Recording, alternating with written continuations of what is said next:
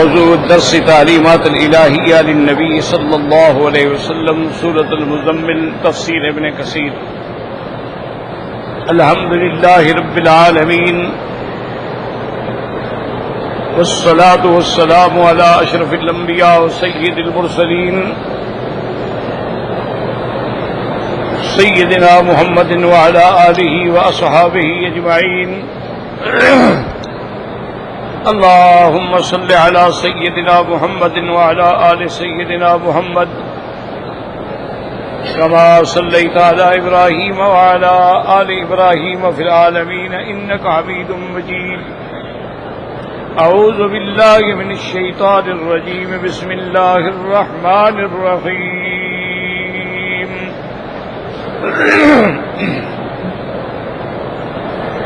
يا أيها المزمل قم الليل إلا قليلا نصفه أو انقص منه قليلا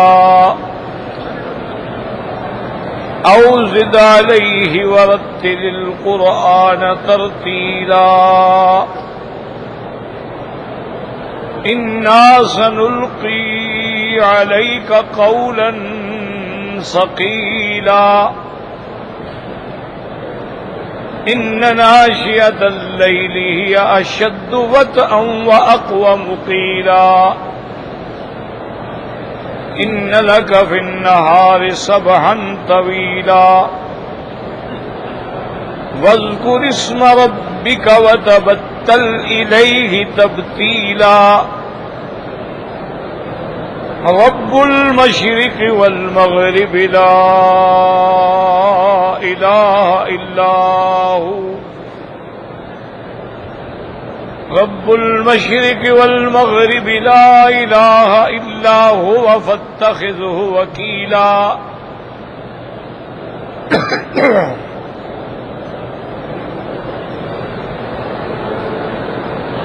الحمدللہ، میں نے کل کے درس میں عرض کیا تھا کہ سورۃ المزمل جو ہے یہ مکی سورتوں میں ہے، بات ختم۔ دوسری بات یہ ہے کہ المزمل سے مراد جو ہیں وہ حضرت محمد مصطفیٰ صلی اللہ علیہ وسلم۔ اور تیسری بات یہ تھی کہ ان کو اس خطاب سے خطاب کیا گیا، کپڑے لپٹنے کا مطلب کیا تھا۔ مزمل کا معنی ہوتا ہے متزمل، اپنے آپ کو کپڑے میں لپیٹ لینا۔ جیسے آدمی کپڑا لپیٹ کے بیٹھ جاتا ہے، کپڑا لپیٹ کے سو جاتا ہے، اس کو کہتے ہیں مزمل، متزمل۔ تو اس کی ایک وجہ تو یہ تھی جو میں نے کل کے درس میں عرض کی تھی کہ جب پہلی وحی آئی اور سرکار دو عالم گھبرائے ہوئے تشریف لائے بی بی خدیجہ کے گھر میں، تو آپ نے یہی ارشاد فرمایا کہ زملونی زملونی، مجھ پہ کپڑے ڈالو کپڑے ڈالو۔ تو اسی کیفیت کو اللہ تبارک و تعالی نے خطاب فرمایا۔ ایک قول جو ہے وہ یہ ہے،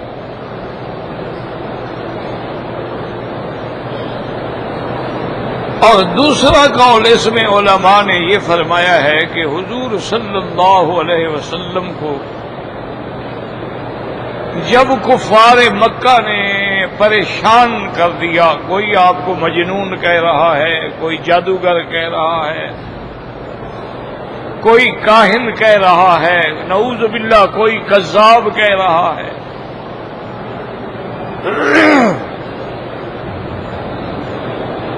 تو اس وجہ سے حضور اتنے غمگین ہوئے کہ آپ کپڑا لپیٹ کے لیٹ گئے۔ جیسے آدمی غمگین ہو تو ایسے کرتا ہے کہ کپڑے لپیٹ کے سر جھکا کے بیٹھ جاتا ہے۔ تو اس پریشانی میں جو آپ نے کپڑے لپیٹے، اس کیفیت کو اللہ نے مخاطب فرمایا کہ یا ایھا المزمل، اے کپڑے میں لپٹنے والے۔ یہ دوسری وجہ۔ تیسری وجہ علماء نے یہ لکھی ہے کہ ایک دن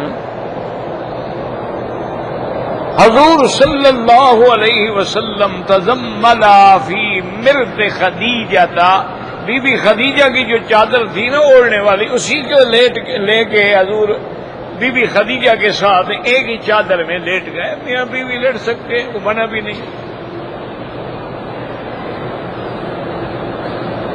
حتیٰ کہ انسان روزے کی حالت میں بھی اپنی بیوی کے ساتھ لیٹ سکتا ہے۔ تو وہ جو کیفیت تھی، اس کیفیت کو سامنے رکھ کے اللہ نے فرمایا کہ یا ایھا المزمل،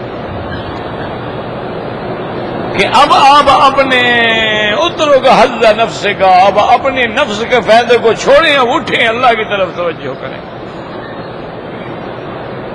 تو بعض علماء نے اس کی یہ وجہ بھی لکھی ہے، اور بعض علماء کرام نے، مفسرین عظام نے ایک اور وجہ بھی لکھی ہے۔ وہ کہتے ہیں مزمل زاملہ کا معنی حاملہ، کسی بوجھ کا اٹھانا۔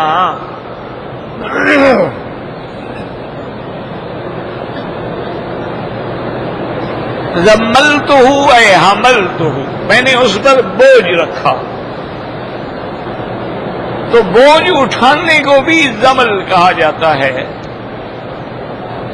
تو اللہ نے اسی کیفیت میں خطاب فرمایا کہ اے میرے مدنی، آپ پر تو اتنا بڑا رسالت و نبوت کا بوجھ ہے، آپ لیٹے ہوئے اٹھیں، کھڑے ہو جائیں۔ تو بعض علماء کرام رحمہم اللہ علیہم اجمعین نے اس کی ایک وجہ جو ہے وہ یہ بھی لکھی ہے، لیکن زیادہ تر رجوع مفسرین کا یہی ہے کہ حضور غم کی وجہ سے، پریشانی کی وجہ سے کپڑے میں لپٹے ہوئے، اور یہ خطاب جو ہے اس کو کہتے ہیں خطاب ملاطفت، یعنی اللہ کے لطف و کرم کا اظہار ہے کہ حضور کے ساتھ اللہ کی کتنا پیار ہے، کیونکہ حضور حبیب ہے۔ سیدنا ابراہیم جو ہیں ان کا لقب خلیل اللہ ہے، لیکن میرا مدنی تو حبیب اللہ ہے صلی اللہ علیہ وسلم۔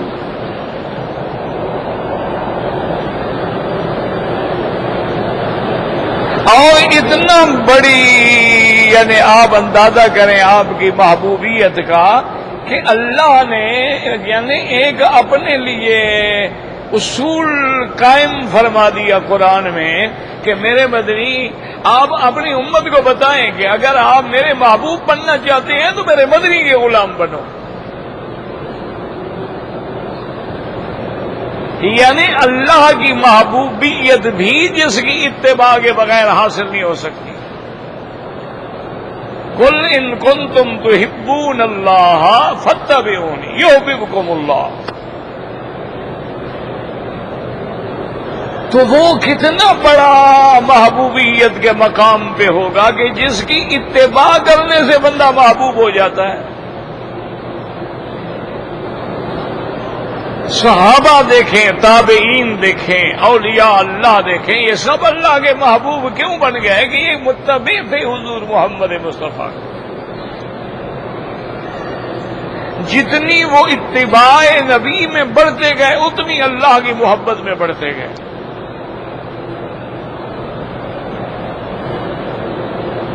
تو اس لیے ہمیشہ یاد رکھیں کہ جماعت کو دیکھنا ہو یا کسی عالم کو دیکھنا ہو یا کسی پیر کو دیکھنا ہو، اس کا علامت کیا ہے؟ یہ دیکھو کہ کتنا بڑا متبع ہے حضور کا۔ جتنی اتباع زیادہ ہوگی وہ جماعت اللہ کی محبوب ہوگی۔ جس عالم میں اللہ کی خشیت اور اتباع رسول اکرم زیادہ ہوگی وہ اللہ کا محبوب ہوگا۔ کیوں؟ ولی اللہ، اولیاء اللہ مانا اللہ کے دوست۔ تو دوست تو تب بنیں گے نا جب اس کے حکم پہ چلیں گے۔ یہ وہ بنیادی باتیں ہیں جو عام لوگوں کو سمجھ نہیں آتی ہیں۔ ہم کہتے ہیں اللہ کے بندے، یہ نہیں ہے کہ اگر بزرگ کی اولاد ہے تو بزرگ ہو۔ نوح علیہ السلام کی اولاد بھی کافر ہو گئی،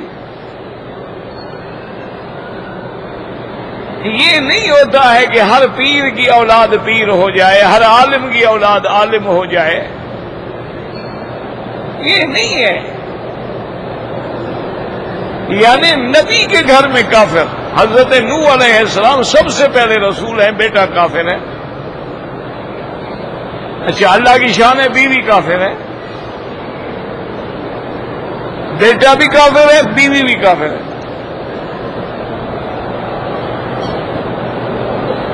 یہ سارا امتحان ہوتا ہے اتباع اور اطاعت کے اندر،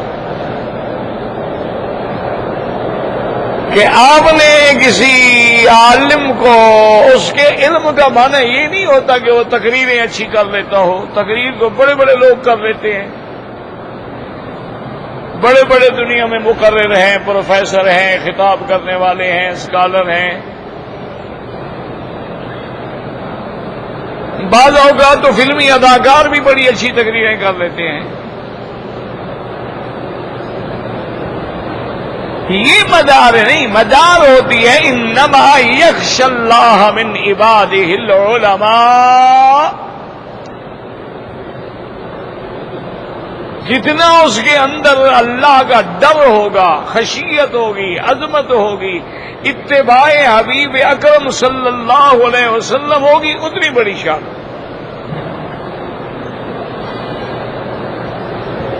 اسی لیے تاریخ میں آتا ہے کہ حضرت نانوتوی رحمت اللہ علیہ، انگریزوں نے آپ کے وارنٹ گرفتاری جاری کر دیے، اور صاف ظاہر تھا دشمن تھے کہ بھی سزائے موت ہوگی۔ اس زمانے میں تحریک چل رہی تھی نا، انگریزوں کے خلاف جنگ لڑی جا رہی تھی۔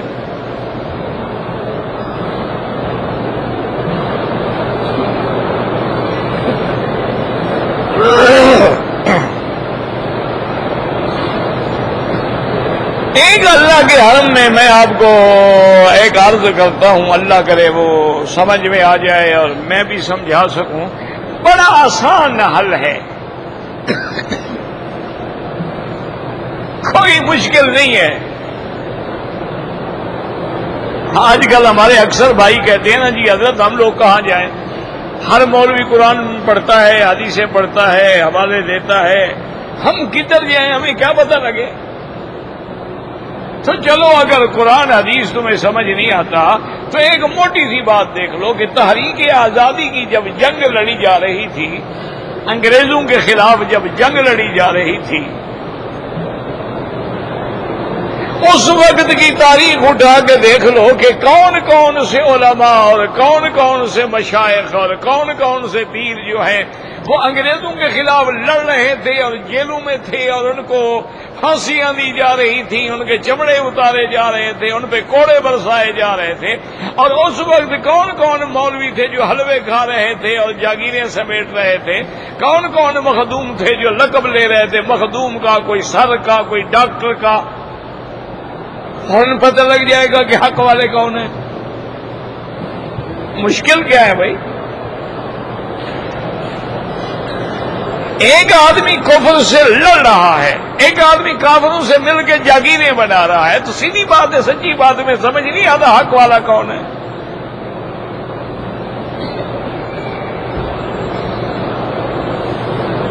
آپ پوری پاک و ہند کی تاریخ اٹھا کے دیکھ لیں، یہ جتنی بڑی بڑی گدیاں ہیں اور ان کی ہزاروں ہزاروں ایکڑ زمینیں ہیں اور ان کے بعد بڑے بڑے خطابات ہیں، یہ سب کس نے دیے ہیں؟ کسی اسلام کی قربانی میں ملے ہیں یا انگریزوں نے دیے ہیں؟ صاف بات۔ اور کون لوگ ہیں جنہوں نے اس وقت فتوے دیے تھے کہ انگریز کے خلاف جہاد حرام ہے؟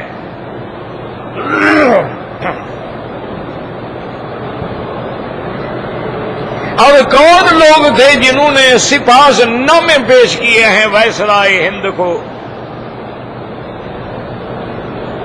یہ تاریخ اٹھا کے دیکھ لیں، کسی مولوی کی بات نہ مانے، تاریخ ہے، وہ تو بدل نہیں سکتی۔ اس کو تو کوئی نہیں بدل سکتا. تاریخ اٹھا کے دیکھ رہے ہیں بھی کتنے لوگ ہیں جو جیلوں میں گئے, مار کھائی, پھانسیوں پہ لٹکائے گئے. اچھا, بعد لوگوں کو لٹکا کے ان کا چمڑا اتارا جاتا تھا جیسے جانور کا چمڑا اتارتے ہیں, پھر اس میں نمک مرچ ڈالا جاتا تھا. تاریخ ہے, اٹھا کے دیکھ لیں, خود تمہیں پتہ لگ جائے گا. اسی طرح آج بھی آپ کے سامنے تاریخ ہے کہ کچھ لوگ ایسے ہیں جن کی رات دن جو ہے مسجدوں میں, مدرسوں میں, قال اللہ و قال الرسول میں گزرتی ہے, اور کتنی لوگ ہیں جن کی راتیں مجرے میں ہیں, گانے میں ہیں, بجانے میں ہیں, پینے پلانے میں ہیں. تمہیں پتہ نہیں لگتا حق پہ کون ہے؟ یہ کوئی چھپی ہوئی بات ہے.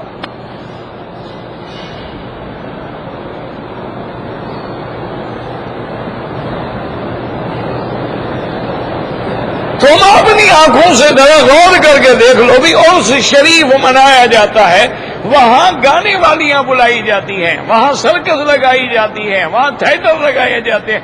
کیا ان کا ثواب بخشتے ہیں اللہ کے ولی کی روح کو؟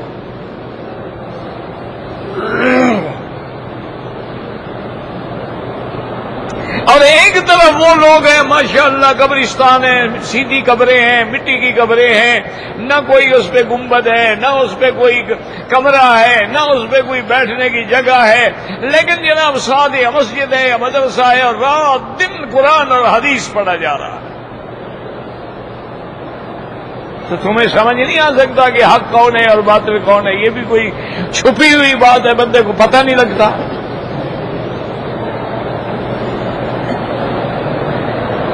ایک آدمی ہے وہ دعویٰ کرتا ہے جی کہ میں حضور صلی اللہ علیہ وسلم کا عاشق ہوں, کملی والے پہ میری جان بھی قربان, اولاد بھی قربان, مال بھی قربان, حضور کا نام لے کے بھی میں چوم لیتا ہوں, داڑھی نہیں رکھتا. ایمان سے کہو یہ منافق ہے یا عاشق ہے؟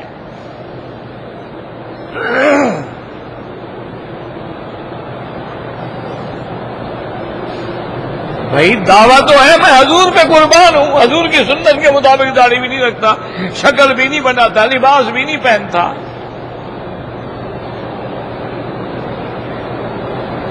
صرف دعویٰ کرنے سے جنت مل جائے گی؟ ایسے تو مکے والے بھی کہتے تھے کہ ہم جنت میں جائیں گے, ایسے تو یہودی بھی کہتے تھے کہ ہم تو جنت میں جائیں گے, ہم تو اللہ کے محبوب ہیں. نحن ابناء اللہ واحباؤ.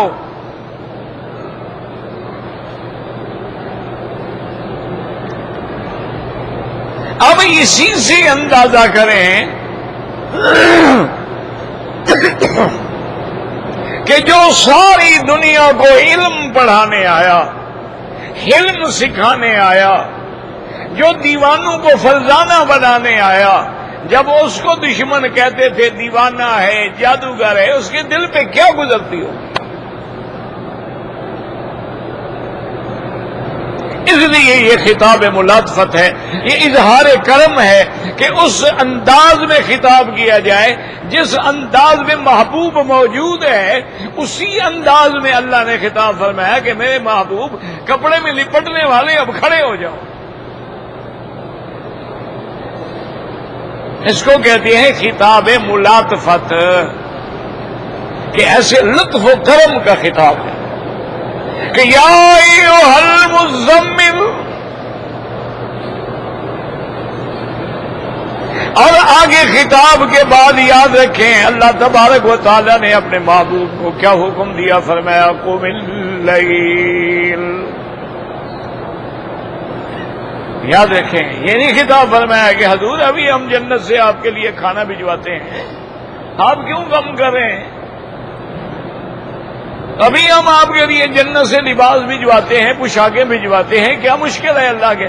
فرمایا یا ایھا المزمل قم اللیل. میرا مدنی کھڑے ہو جاؤ رات کو, میرا محبوب بننا ہے تو محبوب بننے والے بستروں پہ نہیں سوتے. میرا محبوب بننا ہے تو پھر اس کے لیے تو محنت کی ضرورت ہے. من طلب العلا سہر اللیالی, عرب میں کہتے ہیں محاورات عرب میں کہ جو آدمی بلندیوں پہ پہنچنا چاہتے ہیں وہ راتوں کو جاگتے ہیں.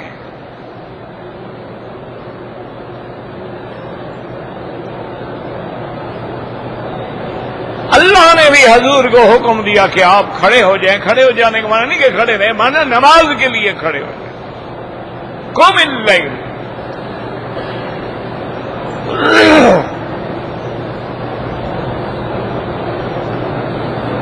الا قلیلا. یاد رکھو استثناء ہے. اب اس میں دو قول ہیں کہ استثناء عدد اللیل سے ہے یا استثناء زمان اللیل سے ہے. بات کو سمجھیں، اللہ کرے سمجھ آ جائے اور مجھے بھی اللہ سمجھانے کی توفیق دے دے.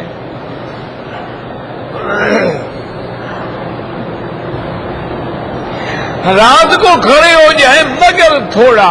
کیا مانا؟ بعض فرماتے ہیں اس سے مراد ہے عدد اللیل کہ اچھا اگر کبھی کبھی کوئی تھوڑی راتیں نہ بھی جاگیں تو کوئی حرج نہیں.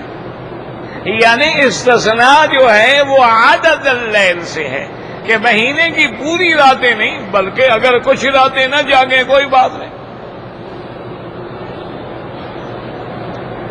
اور بعض علماء فرماتے ہیں استثناء جو ہے وہ زمان اللیل سے ہے کہ میرا مدنی ساری رات جاگو اللہ کے لیے لیکن تھوڑا سا سو بھی جاؤ.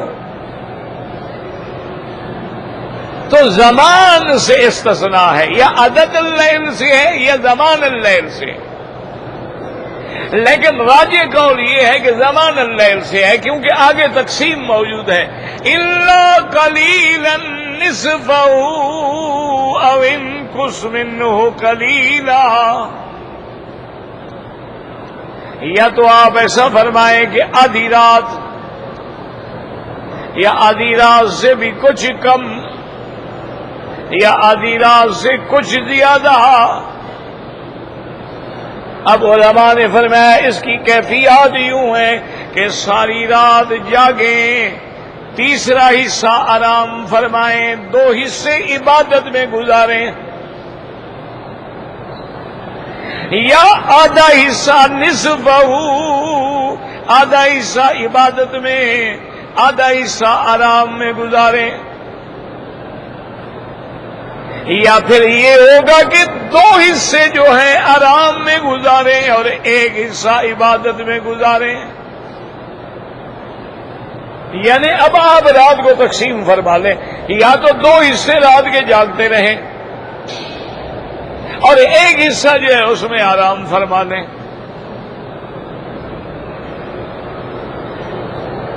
اور دوسرا یہ ہے کہ یا آدھی رات جاگتے رہیں اور آدھی رات آرام فرما لیں، یا یہ ہے کہ 2 حصے آرام فرما لیں اور 1 حصہ جاگتے رہیں. یہ 3 حالتیں ہیں جو اللہ نے اپنے نبی کو حکم دیا ہے.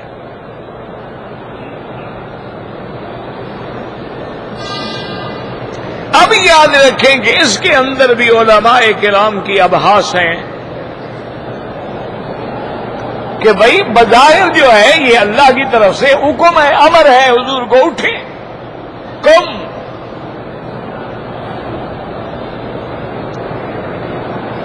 تو کیا تہجد فرض ہے یا تہجد نفل ہے؟ تو بعض فقہاء اور محدثین نے قرآن کی اس آیت کو سامنے رکھ کر ان نے فرمایا کہ تہجد جو ہے گویا وہ بھی فرض ہے.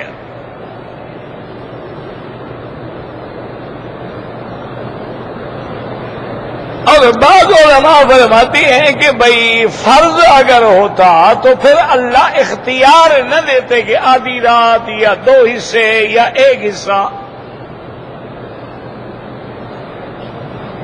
دیکھیں نا، نماز فجر فرض ہے، عشاء فرض ہے.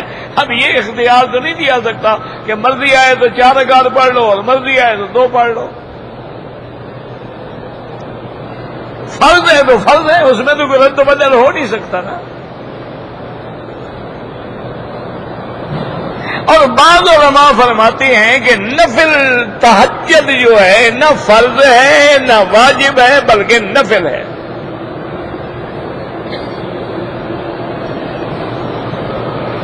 انہوں نے بھی قرآن کی ایک آیت سے وَمِنَ اللَّيْلِ فَتَہجد بِهِ نَافِلَةً لَكَ. تو انہوں نے کہا کہ اللہ نے قرآن میں خود فرمایا کہ رات میں سے جو ہے آپ جو ہے کچھ نیند چھوڑ کے نماز پڑھیں تو تہجد کا نافلہ کہا گیا ہے.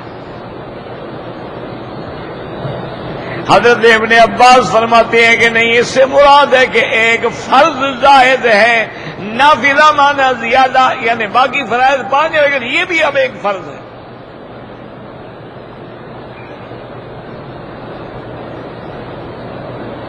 اصل قول جو ہے یاد رکھو وہ یہ ہوتا ہے، مفسرین میں ہمیشہ یاد رکھ لو اختلاف ہوتے ہیں. حضور پاک کے زمانے میں بھی صحابہ میں اختلاف ہو جاتے تھے، تابعین میں بھی اختلاف ہوتے ہیں. وہ اختلاف علمی ہوتے ہیں، وہ اختلاف نہ لڑائی کے لیے ہوتے ہیں نہ فساد کے لیے ہوتے ہیں. فہم ہے، اللہ نے ہر کسی کو اپنی فہم دی ہے.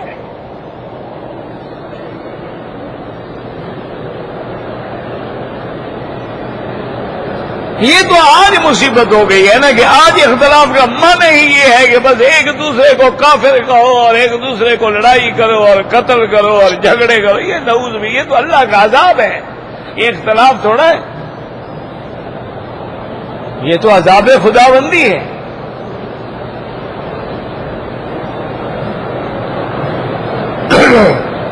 اور محدثین اور فقہاء کا کمال یہ ہوتا تھا، وہ کہتے تھے بھی دیکھیں 2 صحابہ کا قول ہے اور دونوں صحابی ہیں، دونوں صادق ہیں، دونوں سچے ہیں، دونوں محمد مدنی کے غلام ہیں، تو کوشش کرو کہ ان کے اقوال کو جمع کرو.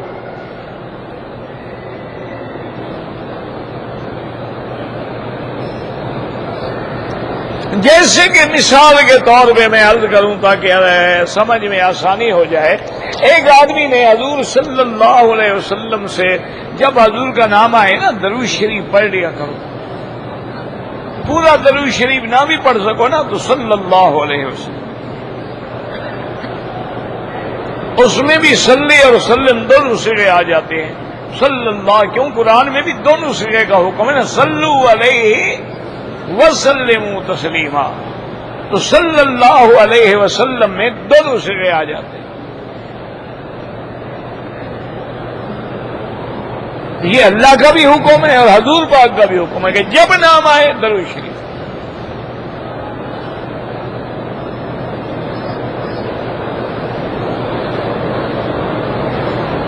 اور پھر کتنا بڑا انعام ہے یہ بھی یاد سنا ہے آپ نے کہ نہیں؟ حضور نے فرمایا جو مجھ پہ زیادہ درود بھیجے گا قیامت میں اتنا میرے قریب ہوگا. اس سے بڑا انعام کوئی ہے کہ حضور کے قریب ہوگا جنت میں. اللہ اکبر. ہم نے تو اپنے بزرگوں کو دیکھا ہے ماشاءاللہ 10 پارے قرآن بھی پڑھتے تھے اور 1 لاکھ دفعہ درود شریف بھی پڑھتے تھے اور 1 لاکھ کلمہ طیبہ کا ذکر بھی کرتے تھے. یہ کہنے کی باتیں نہیں، کرنے کی باتیں ہیں. کرو گے تو سمجھ آئے گا، کہنے سے سمجھ نہیں آتا. عام تو سمجھیے یار 1 لاکھ درود شریف کیسے پڑھتے تھے. جب آدمی پڑھتا ہے نا اللہ آسان بھی کر دیتا ہے، وقت میں بھی برکتیں ڈال دیتا ہے.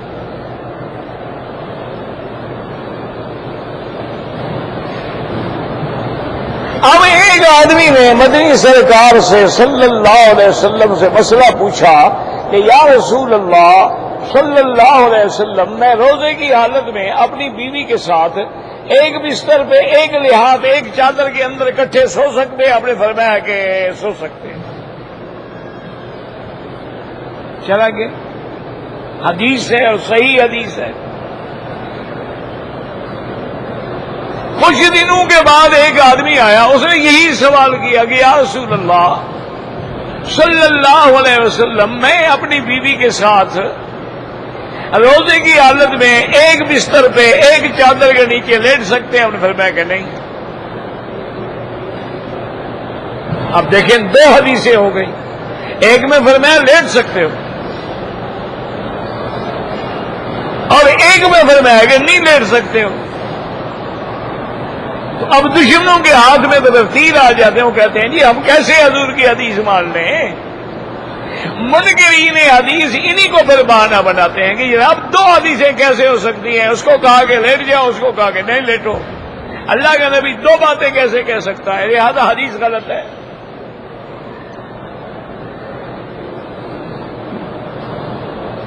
اسی سے منکرین حدیث پیدا ہوئے کہ جب حدیث سمجھ نہ آئی حدیث کا انکار کر گئے، جب فقہ کا مسئلہ سمجھ نہ آیا فقہ کا انکار کر دیا، جب تصوف کا مسئلہ سمجھ نہ آیا تصوف کا انکار کر دیا۔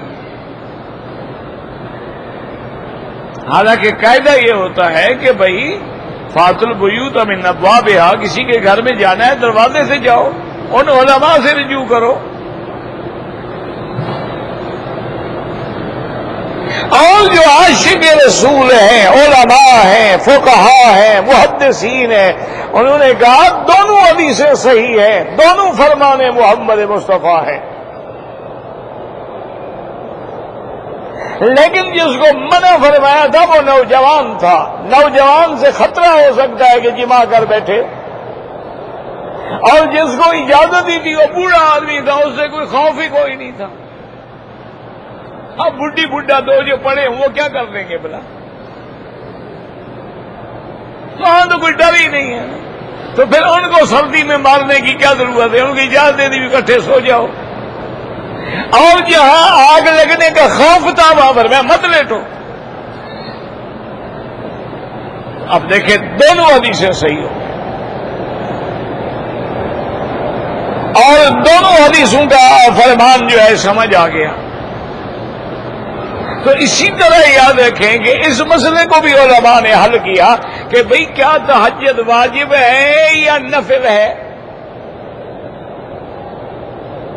انہوں نے کہا اصل بات یہ ہے کہ سب سے پہلے جو اللہ نے حکم دیا تھا اس وقت تہجد جو ہے گویا واجب اور فرض کے درجے میں تھی، حضور پر بھی اور صحابہ پر بھی۔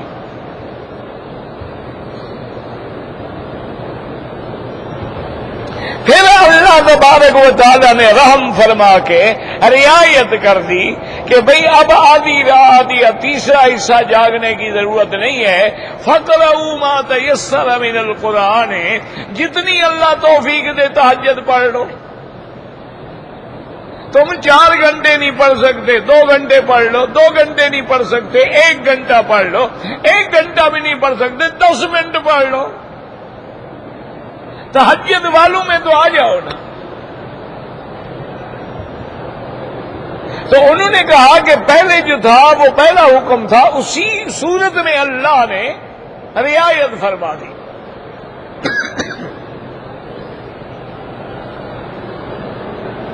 اور بعض علماء نے فرمایا کہ واجب تو پھر بھی رہی لیکن وقت میں رعایت ہو گئی۔ بات سمجھیں کہ نماز اسی طرح واجب رہی لیکن وقت میں رعایت ہو گئی، اور جب اللہ نے 5 نمازیں حضور کی امت میں فرض فرما دی تو اب وہ واجب بھی نہ رہی، اب نفل ہو گئی۔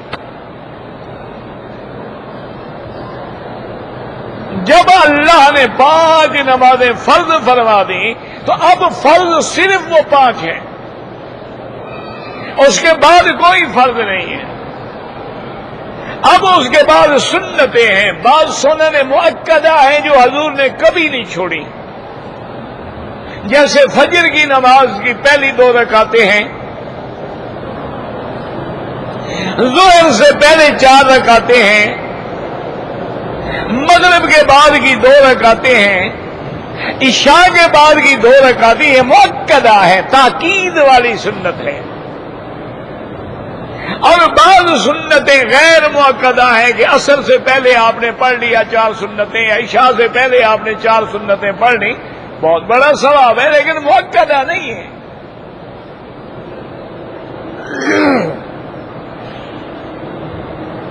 تو اسی سے علماء نے مسئلہ سمجھا دیا کہ بھئی پہلے تہجد جو ہے وہ فرض کے درجے میں تھی اور اس کے لیے اوقات بھی وہی تھے، بعد میں اللہ نے اوقات میں رعایت کر دی، اور جب 5 نمازیں فرض ہوئی تو اب وہ فرض ہی نہیں رہے، وہ نفل ہو گئے۔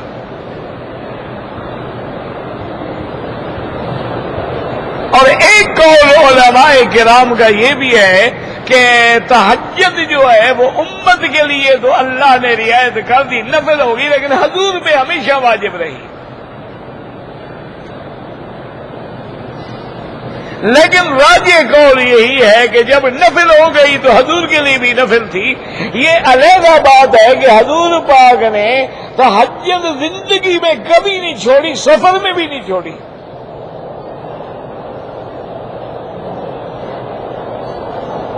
صرف ایک رات ہے جس میں حضور نے تہجد نہیں پڑھی، وہ لیلۃ المزدلفہ ہے کہ جب حج کے دنوں میں حضور عرفات سے واپس آئے اور رات مزدلفہ میں گزاری تو صرف مغرب اور عشاء کی نماز پڑھی، تہجد نہیں پڑھی۔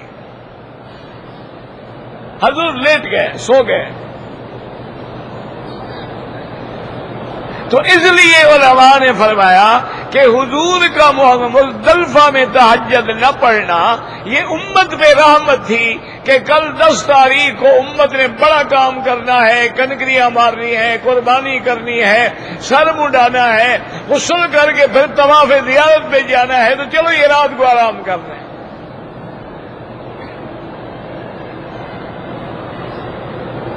اور جو عاشق ہے نا وہ کہتے ہیں کہ جہاں حضور نے نیند کی ہے نا وہاں سو جانا بھی سنت ہے۔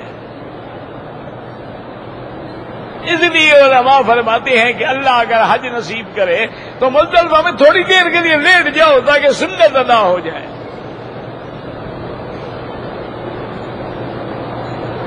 دو مسئلے آ گئے کہ اب تہجد جو ہے وہ نفل ہے، اور ایک مسئلہ یہ بھی سمجھ لیں کہ جس بندے نے تہجد پڑھنی ہے انشاءاللہ اس کو چاہیے کہ وہ وتر جو ہے وہ تہجد کے بعد پڑھے، یعنی پہلے تہجد پڑھے، اس کے آخر میں وتر پڑھے، پھر جب فجر کی اذان ہو جائے تو 2 رکعت سنت پڑھے۔ یہ افضل ہے۔ اچھا، اگر کسی آدمی کو شبہ ہو جاتا ہے کہ تھکا ہوا ہوں شاید نہ اٹھ سکوں تو وہ عشاء کے بعد وتر پڑھ لے۔ اچھا، ایک آدمی نے عشاء کے بعد وتر پڑھ لیے ہیں لیکن تہجد کے وقت بھی جاگ گیا ہے تو تہجد پڑھنا منع نہیں ہے، تہجد پڑھو۔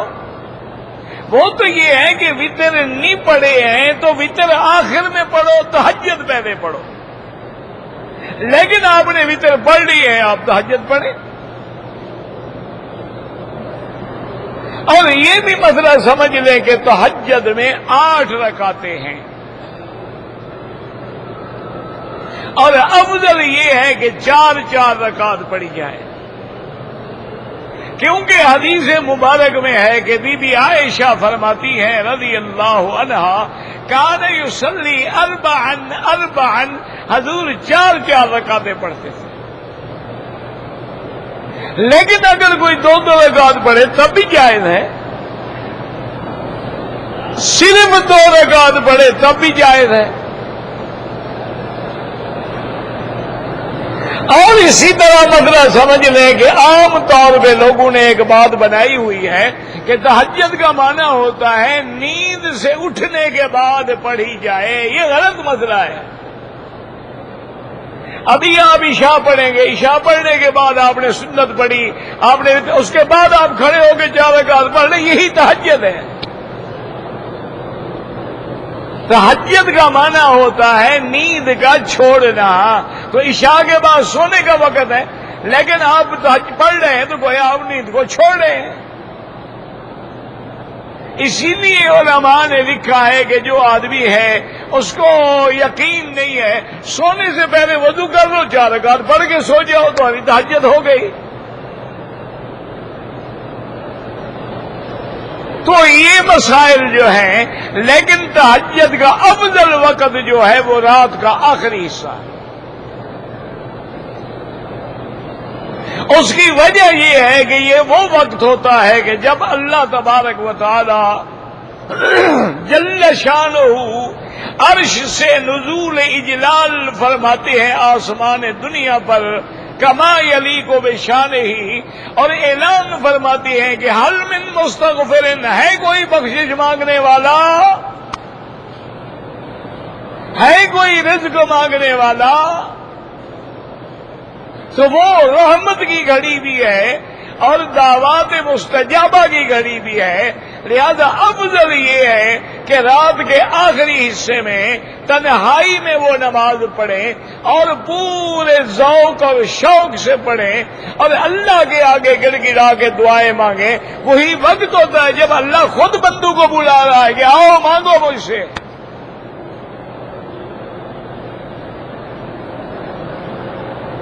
تو لہذا یاد رکھیں کہ تہجد کے لیے یہ احکام ہیں جن کا ذکر یعنی مختصراً میں نے کر دیا ہے۔ اگر زیادہ دیکھنا ہے تو کتب الاحکام میں دیکھیں، فقہ کی کتابوں میں دیکھیں، تو تفسیر میں تو موٹی موٹی باتیں جو ہیں وہ بیان کر دی جاتی ہیں۔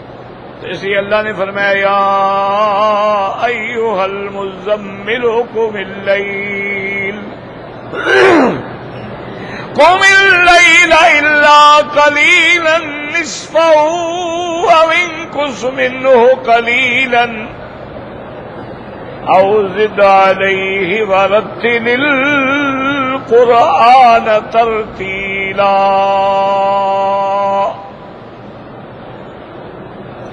اور اس میں یہ مسئلہ رہ گیا باقی ناسخ اور منسوخ کا کہ اللہ تبارک و تعالیٰ کبھی ایک حکم دینے کے بعد وہ اگر چاہیں تو اس حکم کو ختم بھی کر سکتے ہیں، تو پھر پہلا حکم جو ہے وہ منسوخ ہو جائے گا اور آخری حکم جو ہے وہ ناسخ ہوگا۔ اچھا، اللہ کی شان دیکھیں کہ ناسخ اور منسوخ اسی صورت کے اندر موجود ہے، یعنی دونوں حکم ایک ہی صورت میں موجود ہیں۔ اور پھر منسوخ جو ہے کبھی منسوخ الحکم ہوتا ہے، کبھی منسوخ التلاوت والحکم ہوتا ہے، کبھی منسوخ التلاوت ہوتا ہے لیکن حکم باقی رہتا ہے۔ اب دیکھیں اللہ نے حکم دیا تھا نا قم اللیل الا قلیلا نصفہ او انقص، اور آخر میں جا کے کیا فرمایا ان ربک یعلم انک تقوم ادنی من ثلث اللیل ونصفہ، اسی میں معاف کر دیا۔ تو اب دیکھیں ہم آیات پڑھ رہے ہیں، پہلی آیت منسوخ بھی پڑھ رہے ہیں لیکن حکم منسوخ ہو گیا، یعنی منسوخ الحکم ہے، منسوخ التلاوت نہیں ہے۔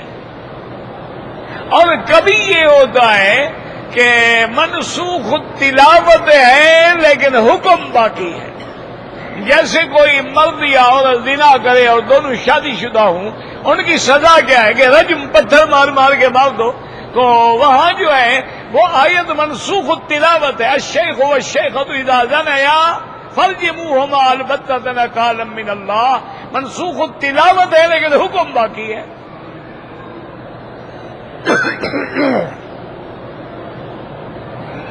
اچھا، کبھی یہ بھی ہوتا ہے کہ ناسخ کا ذکر تو ہے، منسوخ کا ذکر ہی نہیں ہے،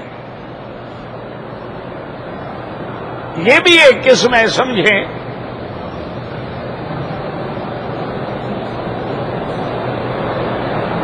اللہ نے حضور کو حکم دیا تھا فَوَلِّ وَجْهَكَ شَطْرَ الْمَسْجِدِ الْحَرَامِ، اللہ نے حکم دیا نا میرے مدنی اب آپ کعبے کی طرف رخ پھیریں، بیت المقدس کی طرف رخ کرنا چھوڑ دیں۔ تو اب یہ ناسخ تو موجود ہے لیکن بیت المقدس کی طرف رخ کرنے کی آیت تو موجود نہیں ہے۔ سمجھ آ رہی ہے کہ نہیں آ رہی؟ بھائی پہلی کوئی آیت موجود نہیں کہ اللہ نے حکم دیا ہو بیت المقدس سے نماز پڑھو، لیکن جب نسخ کیا گیا تو سمجھ آ گیا کہ پہلے حکم تھا، ورنہ اللہ کے حکم کے بغیر نبی کیسے نماز پڑھ سکتے ہیں؟ تو اب یہ ہے کہ ناسخ کا ذکر موجود ہے لیکن منسوخ کا ذکر موجود نہیں ہے۔ تو انشاءاللہ زندگی باقی تو بات باقی.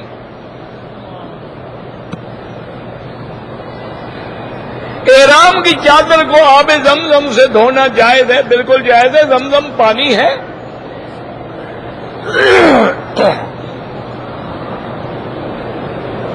یہ جو مسئلے ہم نے بنا رکھے ہیں نا جی، کفن زمزم سے دھلوا لو تو مردہ بخشا جائے گا، ہو تو ابو جہل ساری زندگی زمزم نہیں پیتا رہا اور جہنم میں پڑا ہوا ہے، وہ تو نہیں بخشا گیا. آپ تو زمزم پیتے ہیں نا، انہوں نے تو کنویں کھود کے زمزم ظاہر کیا اور زمزم پلایا ساری دنیا کو، پھر بھی جہنم میں گئے. تو یہ دھونا دلانا کوئی جہنم سے نہیں بچا سکتا، وہاں عقیدہ کام آئے گا.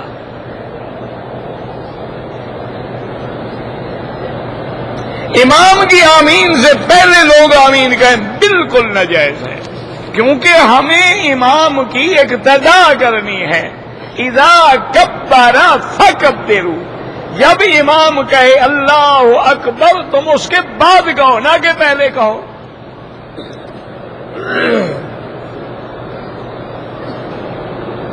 میاں بیوی برابر ہو کے کھڑے ہو جائیں تہجد پڑھنے کے لیے، کوئی بات نہیں، کوئی مسئلہ نہیں. وہ بیوی پیچھے نہیں کھڑی ہونا چاہتی ہوگی نا، مساوات کا زمانہ ہے نا. بس ایک خیال کرنا، بیوی کو آگے نہ کھڑا کر دینا، باقی کوئی حرج نہیں. برابر ہو تو گزارا ہو جائے گا، پیچھے ہو تو گزارا ہو جائے گا. اللہ کے بندے، وہ مسئلہ فرض نماز کا ہے کہ ہم فرض نماز پڑھ رہے ہیں اور عورت بھی فرض نماز پڑھ رہی ہے. اب اگر عورت آگے آ جائے یا برابر آ جائے تو نماز نہیں ہوگی. نفل میں لاکھ دفعہ برابر کھڑی رہے، کوئی فرق نہیں پڑتا.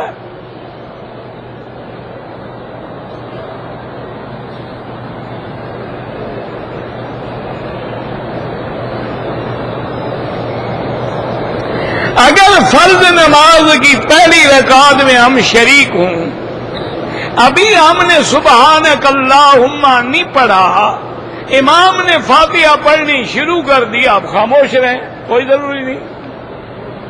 جب امام پڑھ رہا ہے تو اب سننا واجب ہو گیا.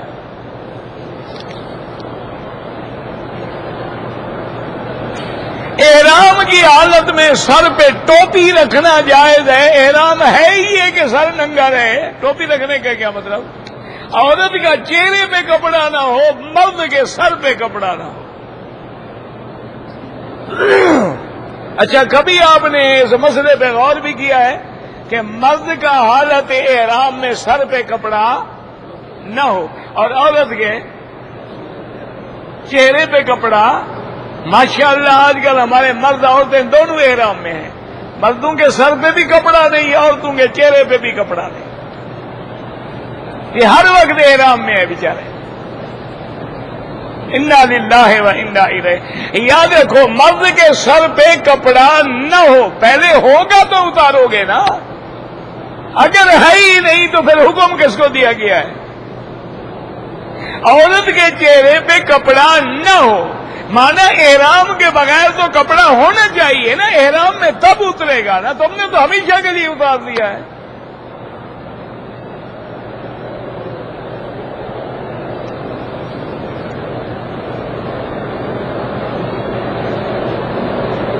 میں نے مسجد عائشہ سے عمرہ کیا، بالکل درست ہے. جیرانہ سے کیا، حضور نے خود جیرانہ سے کیا ہے.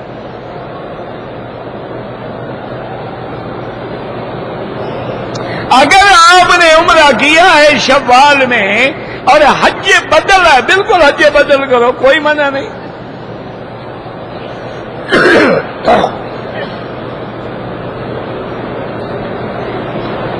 ایک آدمی بیمار، اللہ شفا عطا فرما، اللہ ہر بیمار کو شفا عطا فرما.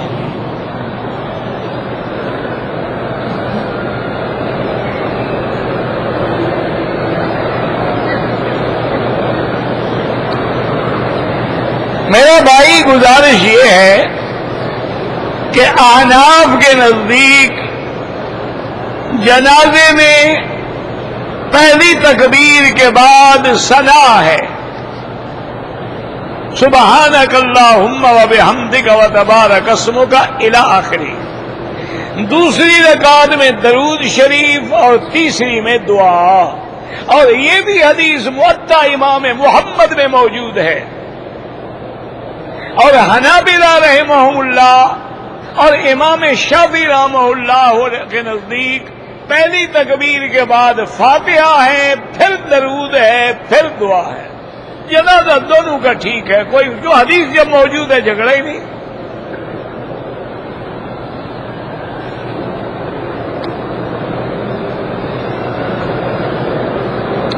نماز میں سر کو نہ ڈھانپے بالکل منع ہے، نماز مکروہ ہو جاتی ہے. ایک یہ ہے کہ کپڑا نہ ہو تو مجبوری ہے، ورنہ حضور پاک نے ساری زندگی نماز سر کے اوپر کپڑے کے بغیر نہیں پڑھی الا احرام میں. نماز میں پاؤں کے ٹخنے تو ویسے بھی ننگے ہوں، نماز ہو یا نماز کے اندر یا باہر. قبلہ رخ لوگ ٹانگیں کر کے سو جاتے ہیں، ان کے نزدیک یہ بات بے ادبی میں شامل نہیں ہے. ہر ملک کا رواج ہے نا، ہمارے ملکوں میں بے ادبی ہے، ہمیں نہیں کرنی چاہیے. ان کے ملکوں کے اندر یہ بے ادبی نہیں ہے، بلکہ وہ یہ کہتے ہیں کہ جو ٹانگیں نہیں کرتے ہیں وہ بے ادب ہیں. کیا مطلب؟ وہ کہتے ہیں دیکھو ہم نے ٹانگیں یوں کی سو گئے، اب جب اٹھیں گے تو ہمارا رخ قبلے کی طرف ہوگا کہ نہیں؟ اور آپ نے اگر سر کعبے کی طرف کے سو گئے، جب اٹھو گے تو آپ کی تو پشت ہوگی. وہ کہتے ہیں بے ادب تو یہ ہے، ہم تو بے ادب نہیں ہیں. سمجھ آیا مسئلہ کہ نہیں سمجھ آیا؟ دیکھو نا اب یوں بیٹھے میں سو گیا، اب میں اٹھوں گا تو میرا رخ کعبے کی طرف ہوگا، اور اگر سر کعبے کی طرف ہوگا اٹھیں گے تو پھر پشت ہوگی. بہرحال جن کے نزدیک یہ بے ادبی ہے وہ نہ کریں. جن ملکوں میں یہ بے ادبی میں شامل ہی نہیں تو وہ تو بے ادبی سمجھتے نہیں بیچارے.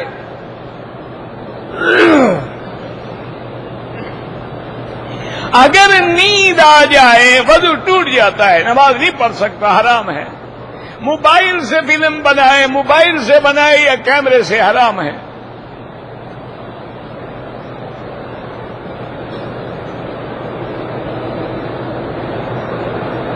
ایک آدمی نے اپنی بیوی کو 1 طلاق دی، رجوع کر لیا، 1 سال کے بعد پھر 2 طلاقیں دے دی، اب کام پکا ہو گیا، 3 ہو گئی، جان چھوٹ گئی ہمیشہ کے لیے.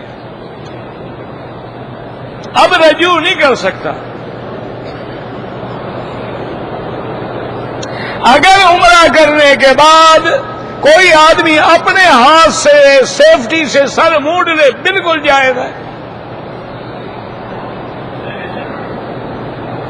اگر میں اس نیت سے طواف کروں کہ یا اللہ تیرے گھر کا طواف ہے اور میری مشکل حل کر مجھے نوکری مل جائے، بالکل ٹھیک ہے، یہی تو حکم ہے کہ یا پریشانی ہو نماز پکڑو، تو طواف بھی نماز کے حکم میں ہے.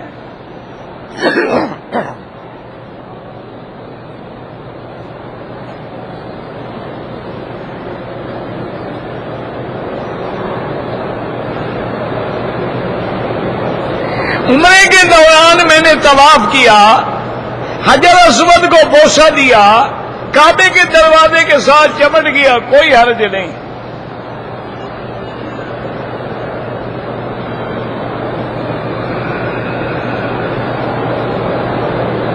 چند بال کٹوانے کے بعد حلال نہیں ہوتا، پورا اس طرح پھرواؤ یا چوتھا حصہ بال کٹ جائیں.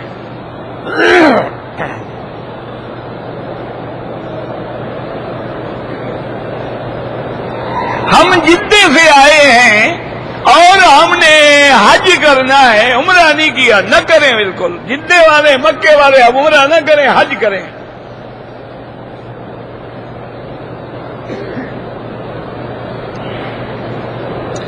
ایک آدمی نے جدے اپنے گھر سے احرام باندھا، ٹیکسی نہیں ملی، احرام کھول دیا، بعد میں مکہ آیا، مسجد عائشہ سے احرام باندھ کے عمرہ کیا. دم دیکھو نا، جو پہلا احرام کھول دیا اسی دن آیا یا کئی دن کے بعد آیا؟ اگر اسی دن آگے مسجد عائشہ سے پھر احرام باندھ لیا کوئی دم نہیں، لیکن کئی دن گزر گئے، دم ہے.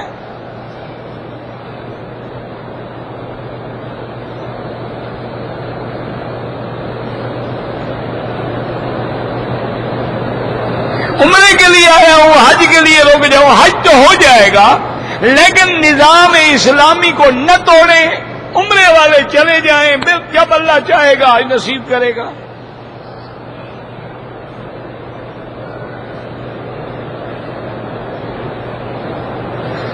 شوال میں عمرہ کیا ہے، پہلے حج نہیں کیا، عمرے کرنے سے حج فرض نہیں ہوتا۔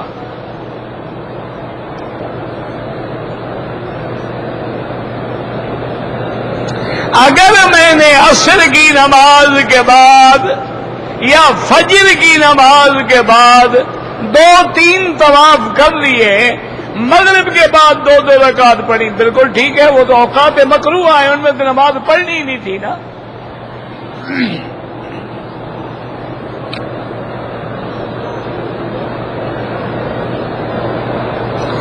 مردوں کے آگے عورتوں کی صف ہے، فرض نماز میں نماز نہیں ہوتی۔